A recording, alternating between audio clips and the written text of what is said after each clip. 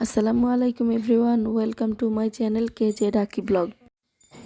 এটা একটা money plant গাছ। এই গাছটা আমার বেসিনের উপরে রেখেছিলাম সাজিয়ে।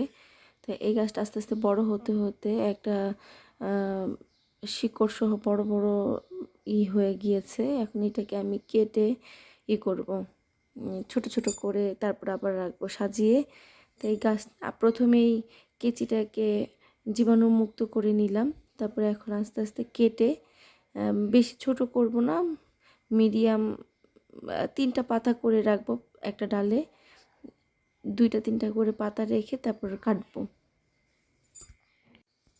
এই মানি প্লান্ট গাছটি ঘরে এবং বাহিরে, মাটিতে এবং পানিতে দুটো জায়গাতেই হয়। এই গাছটি ঘরে রেখে দিলে ঘরের শোভা বৃদ্ধি করবে, আর ঘরে আসবে এক টুকরো সবুজের ছোঁয়া। এই গাছটিতে তেমন কোনো যত্নের প্রয়োজন হয় না, পানিতে ভিজিয়ে রাখলেই হয়, আবার মাটিতে পুঁতে দিলেই হয়। তবে আমি যেভাবে করছি, আমার গাছটি বড় হয়ে গিয়েছিল, এটাকে ছোট ছোট করে কেটে আমি এটা পানিতে দিয়ে রাখবো। পানির মধ্যে ভিজিয়ে রাখলে আস্তে আস্তে এটা থেকে শিকড় ছড়াবে আর গাছটি বড় হবে।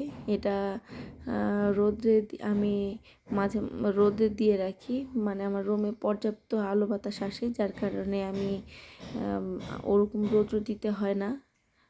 যদি কারো ঘরে যদি পর্যাপ্ত আলো বাতাস না থাকে বা একটু রৌদ্র না থাকে, তাহলে আপনারা একটুখানি সামান্য কিছু সময়ের জন্য রোদে দিতে পারেন। তাহলে গাছটা নিজে থেকেই খাদ্য তৈরি করতে পারবে। গাছ রোদের মাধ্যমে নিজের খাবারটা তৈরি করতে পারে।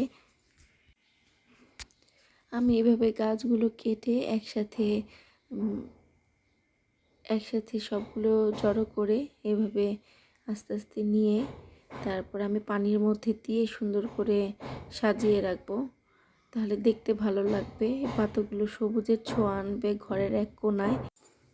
এভাবে কেটে রাখার পর এর থেকে কিছু পাতা হলুদ হয়ে যেতে পারে আর ঝরে পড়তে পারে।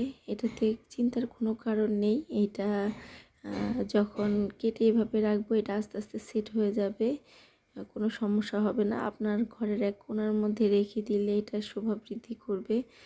আর যদি রেগুলার পানিটা চেঞ্জ করা হয়, গাছটা সুন্দর সতেজ থাকবে আর শিকড়ও পচে যাওয়ার ভয় থাকবে না। যদি বেশি দিন পানিতে এভাবে রেখে দেওয়া হয়, অনেক সময় শিকড় পচে যেতে পারে, গাছটা নষ্ট হয়ে যেতে পারে। তো সাথে সাথে পানিটাকে গাছটি বোনার 1-2 দিন পর বা রেগুলার যদি পানিটা চেঞ্জ করা যায়, তাহলে এই গাছটি নষ্ট হওয়ার চান্স কম থাকে। এভাবে আমি রেখে দিচ্ছি গাছটাকে সুন্দর করে সাজিয়ে। দেখুন আমি যে এইভাবে গাছটি কেটে লাগিয়েছি পানির মধ্যে, এটা দেখতে কেমন লাগছে আপনাদের মতামত জানাবেন। আর আমার ভিডিওটি যদি ভালো লাগে তাহলে প্লিজ আমার চ্যানেলটি সাবস্ক্রাইব করবেন আর চ্যানেলটির পাশেই থাকবেন। ভিডিওটি দেখার জন্য অসংখ্য ধন্যবাদ।